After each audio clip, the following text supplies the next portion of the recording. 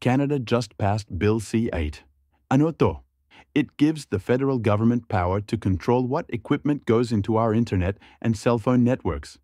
If a company, lalo na kung foreign, poses a security risk, pwedeng ipagbawal o ipatanggal agad ang kanilang produkto. Ang layunin: protect our communications from spying, hacking, or sabotage. Pero may kapalit ito. Kung mapipilitang palitan ng telecom companies ang mga gamit, siguradong tataas ang gastos. At alam natin kung sino ang huli nitong tatamaan, tayong consumers, sa mas mataas na bills. So yes, this law strengthens security.